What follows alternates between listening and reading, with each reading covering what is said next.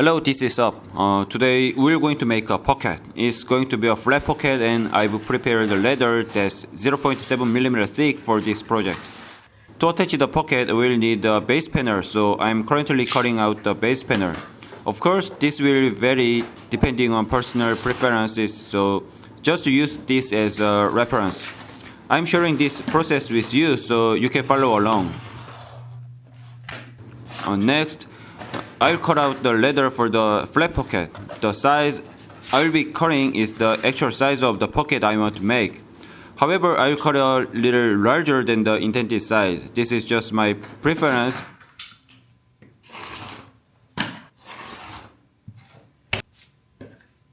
But I leave about a 5mm allowance.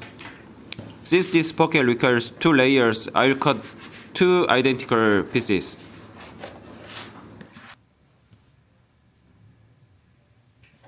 It's okay if the cut isn't perfectly precise right now because we'll trim it later. For the pocket leather, I'll attach a reinforcement tape. With cow leather of this thickness, it tends to stretch over time.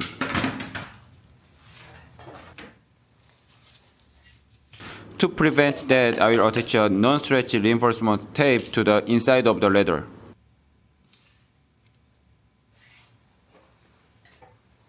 As for the position of the tape, since I'll be trimming about 5mm later, I will place the tape slightly lower from the edge. I will only apply it to the top edge of the pocket.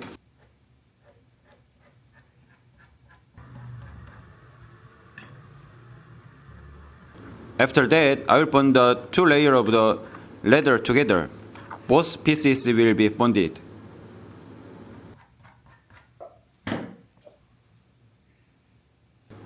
When bonding, I only apply adhesive around the edges, leaving about 1 cm. Once I trim it down, about 5mm will remain. After bonding, I trim the leather to the exact size of the pocket I want.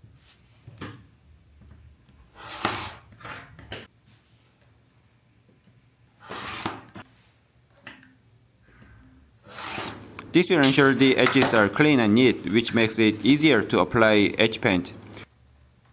To check where the reinforcement tape is applied, you can pull the leather slightly. The side that doesn't stretch is where the reinforcement tape is. Since I'm using chrome-tanned leather, I use the creaser to draw guidelines.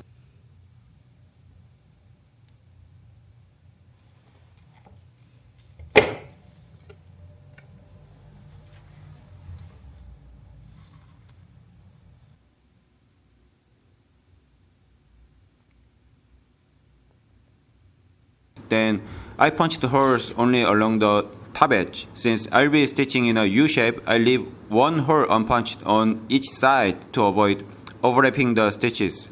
It's like indenting a paragraph when writing text.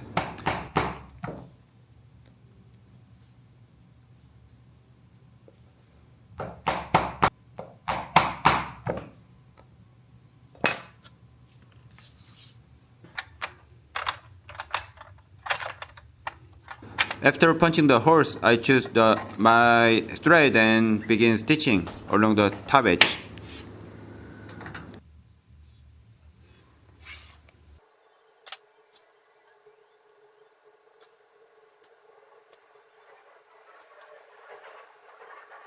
Once the top edge is stitched, I apply edge paint to all sides of the leather. It's important to do this before attaching the pocket to the base panel because you won't be able to paint the edges afterward.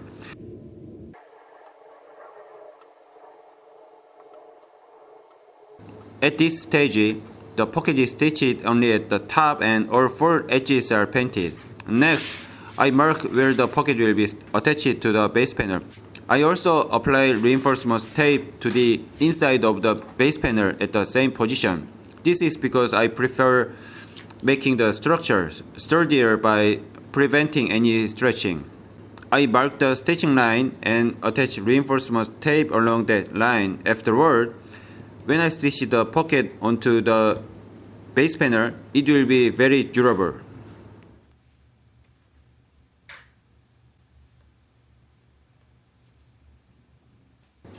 Now that I've marked both the inside and outside of the base panel, I can bond the pocket to it.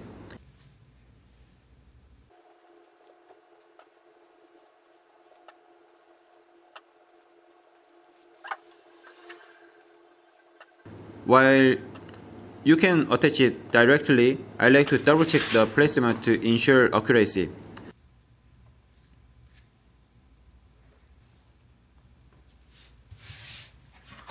After confirming, I punch holes in a U shape and stitch the pocket to the base panel.